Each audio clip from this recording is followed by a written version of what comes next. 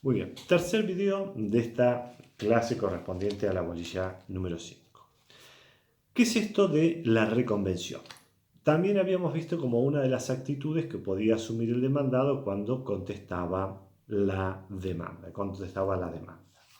La reconvención es un supuesto que ustedes algo ya han visto cuando vieron la acumulación de pretensiones, es una acumulación sucesiva de pretensiones. El demandado ejerce una pretensión ahora con respecto al actor, pero no ejerce cualquier tipo de pretensión o cualquier tipo de reclamo. ¿Cuál es la particularidad principal que tiene que tener para que la pretensión sea admisible? Es que se deriven de la misma relación jurídica o que esas pretensiones fueran conexas.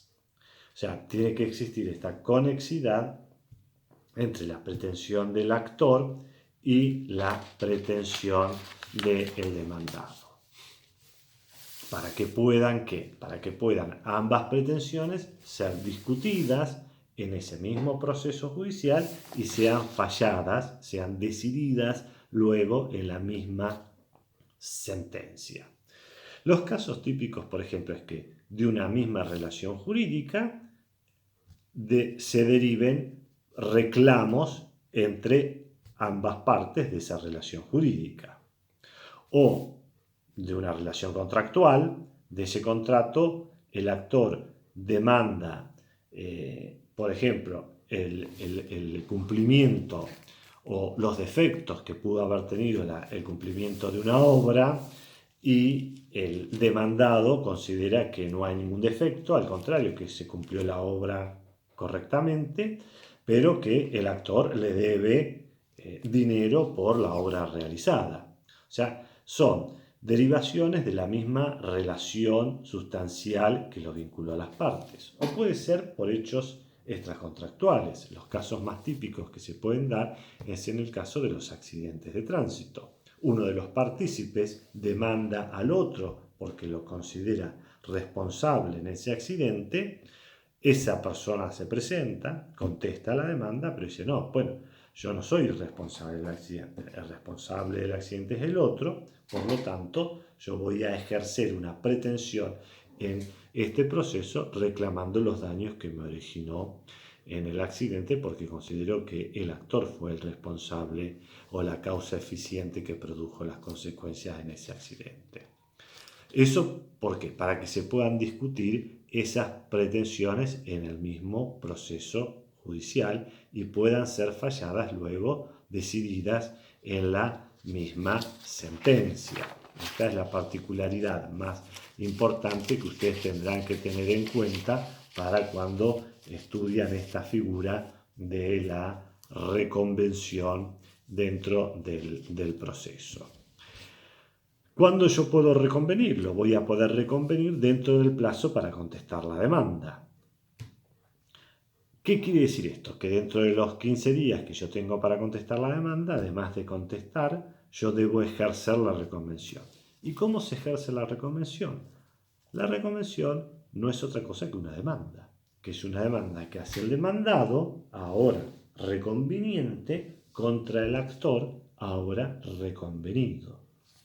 Por lo tanto, la reconvención tiene que reunir los mismos requisitos que ustedes estudiaron cuando vieron cómo se hacía una demanda.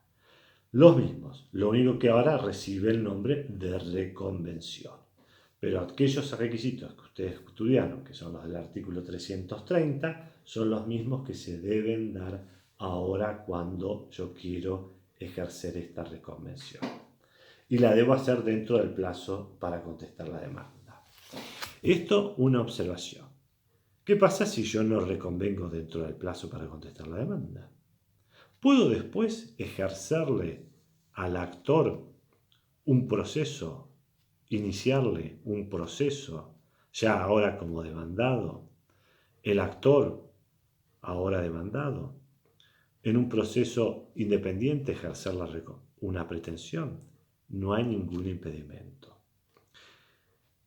¿Qué sucederá? Que el proceso que se inició el demandado contra aquel actor,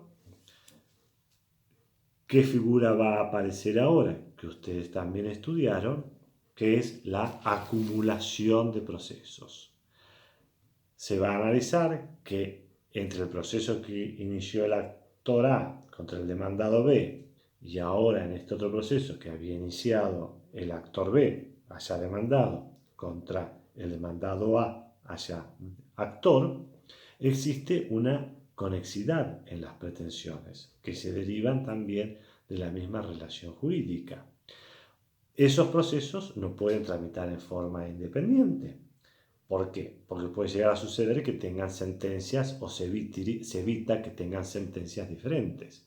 Con lo cual esos procesos tendrán que acumularse bajo las reglas que ustedes ya estudiaron de acumulación de procesos y van a tener una sentencia única. Por eso les digo, tengan cuidado cuando estudien que la reconvención debe ser ejercida dentro del plazo para contestar la demanda, es porque ustedes están estudiando la figura de la reconvención, la pretensión ejercida por el demandado contra el actor dentro del proceso que había iniciado el actor. Por eso se llama reconvención.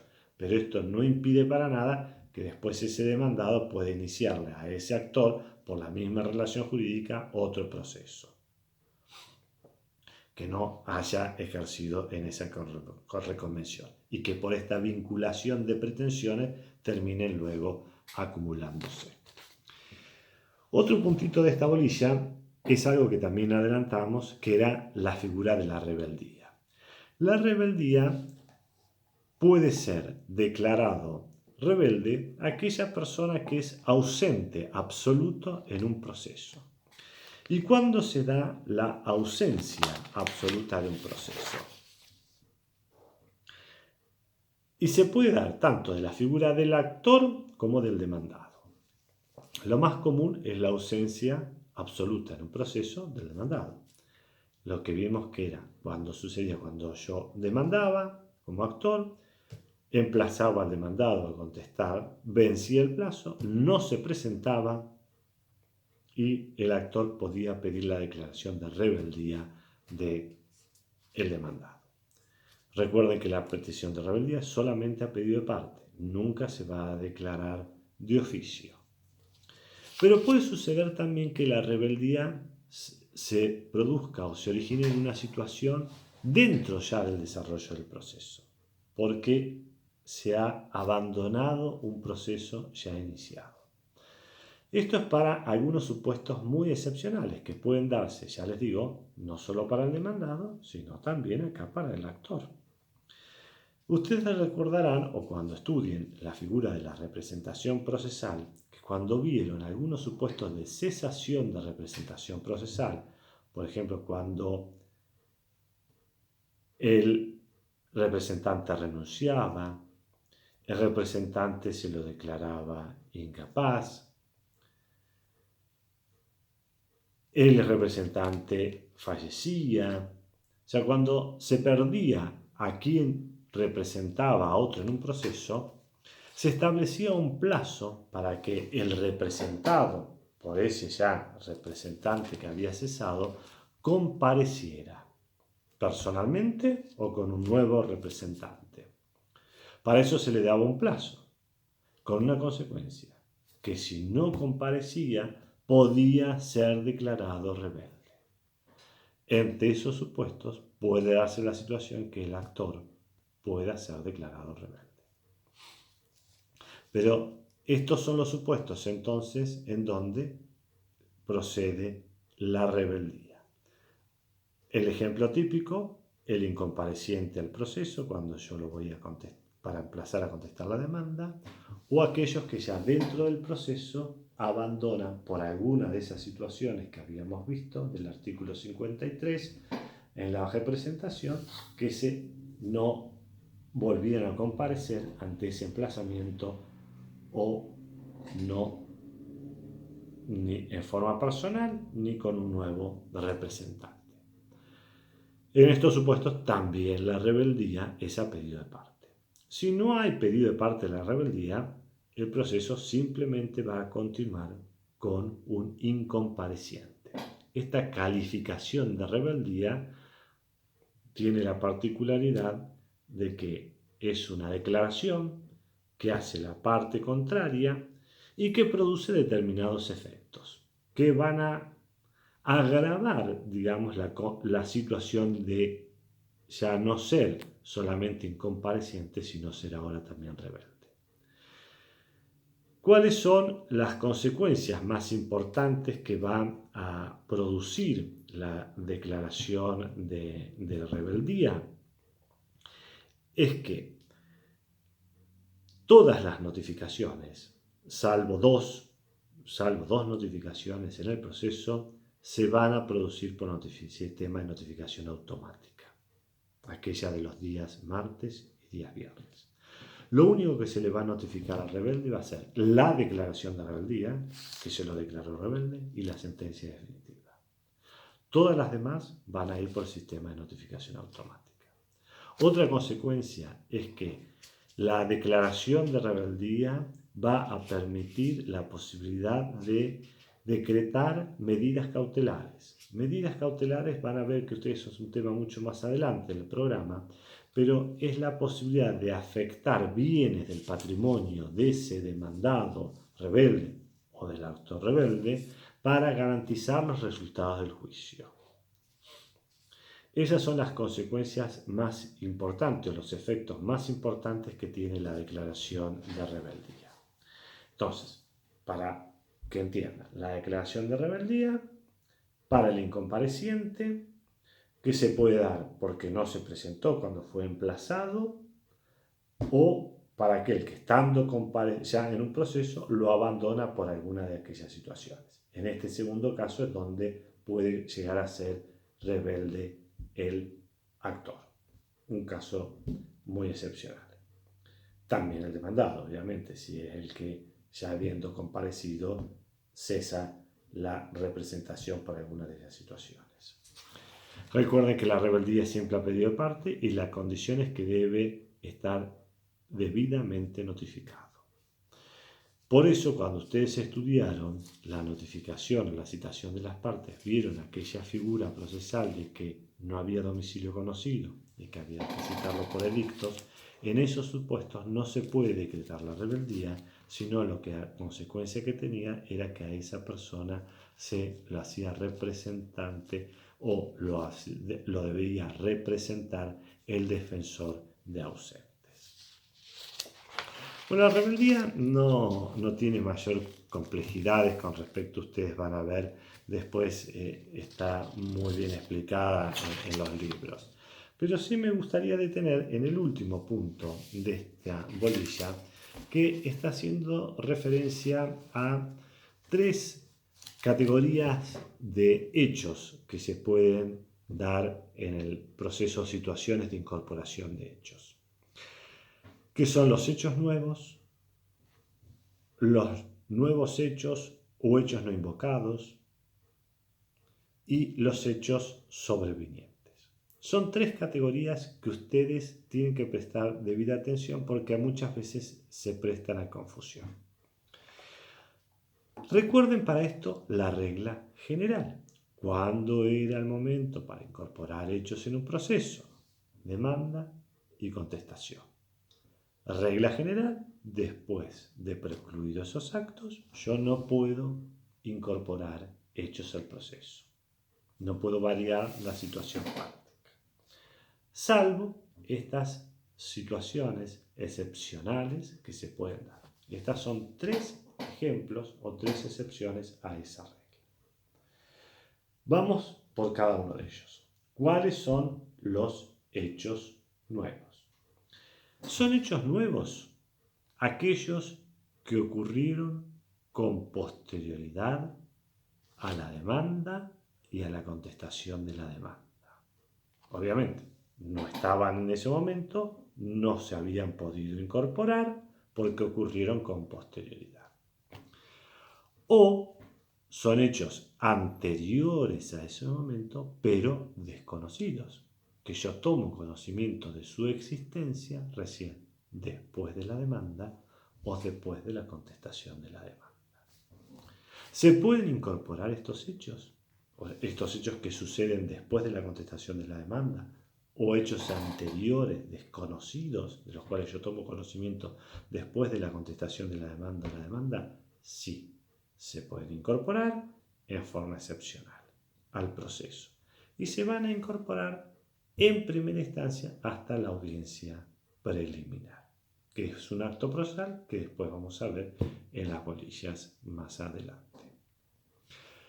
Si suceden después de la audiencia preliminar, o yo tomo conocimiento de los hechos después de la audiencia preliminar, la posibilidad de que se incorporen al proceso también existe, pero ya no se van a poder incorporar en primera instancia, sino que se van a incorporar en segunda instancia, cuando luego de dictarse la sentencia, el expediente, el proceso llegue a la Cámara de Apelaciones con motivo de ¿qué? De un recurso que se interpone contra la sentencia. Un recurso que se denomina recurso de apelación. Estos son entonces hechos nuevos. Segunda categoría de excepción en la incorporación de hechos. Los hechos no invocados en la demanda o en la reconvención, lo que recibe el nombre de nuevos hechos. Pero como se confunden con los anteriores con esa denominación, es mejor decirle hechos no invocados.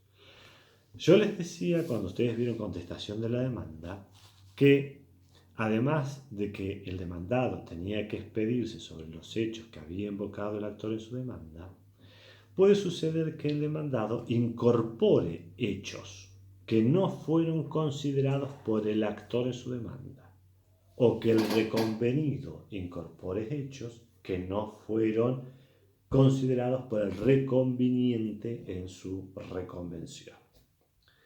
Estos hechos entonces los trae el demandado o el reconvenido. ¿Cómo puede hacerlo? Lo puede hacer al contestar la demanda, al contestar la reconvención. Como esos hechos el actor no los tuvo en cuenta o el reconveniente no los tuvo en cuenta, la ley procesal le da la posibilidad de que una vez contestada la demanda o contestada la reconvención y tomado conocimiento de la incorporación de esos nuevos hechos, el actor o el reconveniente puedan ofrecer prueba documental en relación a esos hechos que se están incorporando. Son, entonces, hechos que trae el demandado o que trae el reconvenido que no fueron considerados por el actor o no fueron considerados por el reconveniente. Un ejemplo muy simple. El actor invoca la realización de un contrato y la existencia de una deuda. Demanda por esa deuda. El demandado dice, sí, reconozco el contrato, pero no la deuda. ¿Por qué? Porque yo pagué. Y invoco que está cancelado ese crédito. Esto es un hecho que está trayendo, incluso podríamos traer el ejemplo, podría traer un recibo que acreditaría supuestamente ese pago. Esto es un hecho que el actor obviamente no lo tuvo en cuenta porque invocó nada más que el incumplimiento. Frente a este hecho que está incorporando el demandado e incluso con un documento, él podrá decir y incorporar elementos de prueba que acrediten que ese documento, ese recibo que se está acreditando, no corresponde a esa obligación que se está exigiendo, sino que corresponde a otra. Esos son entonces hechos no invocados. Vamos a tercero y la última categoría, que son los hechos sobrevinientes. Estos no los van a encontrar ustedes en este capítulo de contestación de la demanda ni de la traba de la relación jurídica, sino que ustedes los van a encontrar en un artículo que está referido a la sentencia definitiva, que es el artículo 163, en uno de sus incisos. Cuando hace mención a qué? A la posibilidad que tiene el juez de considerar y atender y tener en cuenta en su sentencia hechos que si bien no fueron incorporados ni por el actor ni por el demandado en ese proceso, surgen de la prueba producida.